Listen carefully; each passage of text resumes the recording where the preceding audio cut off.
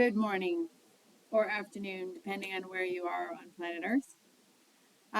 In this video, I would like to cover the very first thing that you need to do, the very first step that you need to take if you are struggling with illness, sickness, uh, any kind of deterioration of health, um, having a lot of accidents, whatever is happening, whatever may be happening. The first thing you should do is take a look at who or what in your environment is stressing you out. It might be helpful as like a little drill to go through all your friends and your acquaintances and list out the people who have actually helped you or who do help you or who support you or who nurture you or who in some way you find that you can trust and rely on, and then make a list of the people, of anyone in your life who either has refused to help you or refuses your help, or if they do help you, somehow it always ends up being a betrayal or not really helping, in some way, basically not helping you. Anyone who drags you down, any situation that is stressing you out, and not just a situation or condition, but like any people involved or related to that situation, and kind of just take a look at and examine your life and maybe do some housekeeping in terms of people in it. This is a little bit easier said than done in some cases. You might find that someone at your job, is a problem, and depending on the severity of it, you may or may not be able to easily just leave your job or sort of uh, stay away from them. But you want to try to limit, reduce, or completely eliminate your contact with anyone or anything that is actually dragging you down, in a nutshell, or any sort of contention or tumultuous situation or conflict in your life. This doesn't necessarily mean that in every case the thing that's causing stress or is a problem for you necessarily means that there's a bad guy and a good guy involved. I mean, you can have scenarios where, in a relationship, you want to live in Hawaii and your spouse wants to live in Moscow. I mean, that if it's a real thing, if it's something you both really, really want, and it ends up being a bit of a contention, it can act as a stressor for both sides. But it doesn't mean that one person is bad or wrong versus the other one. So in some cases, there may be a handling that can be done, or somehow some help can be gotten to resolve these kind of things. But then in other scenarios, and you'll probably more likely find that there's someone who's actually toxic in your life, someone who's not helping you, someone who's dragging you down, someone who maybe is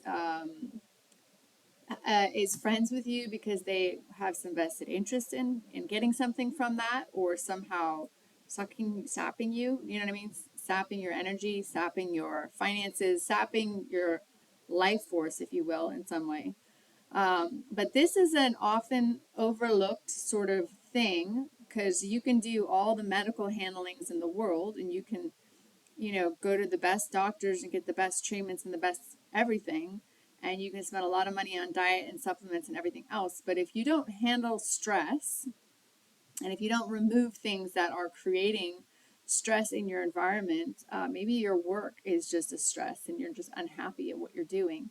If you don't eliminate or reduce or somehow rearrange or reorganize the situation so that so you can be more at cause and you're not the effect of it, it can block or sabotage or at least hinder or slow down and prevent any real handling from occurring. So that would be the first thing that I would recommend that you take a look at, because that can be a lot more powerful and a lot more critical to addressing or handling your life and putting order into it and improving it than is sometimes appreciated, if you will. So I would do that little drill and just look at, okay, what are the things that are bothering you? And you can list people and even situations too. So maybe there's situations too that you feel kind of the adverse effect of, or you feel that are sort of crippling you in some way. Okay, so like make a list of them and make a list of the problems that you have and kind of write them out. And then after you've listed them, what can you do about these things? You know, what action, no matter how small, can you do about them? And I think if you do that, you will probably find that suddenly things will start opening up and things will start moving and things will start resolving for you. And if you need to, you know, seek out help.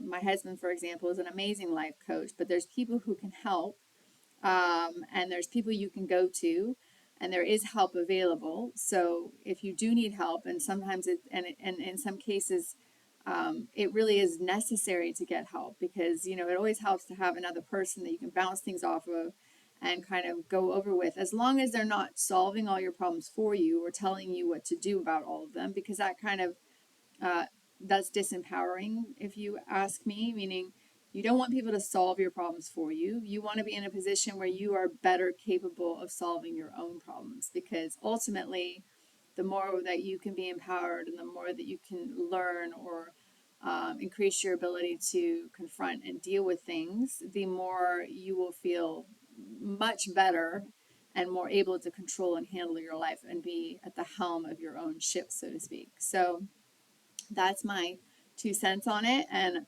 just an immediate kind of all embracing target zero that I would like to just bring your attention to, of the first thing you need to address, and one of the most powerful things you need to address in order to start your healing journey, or to start improving or moving your life toward a more ideal situation, including your health.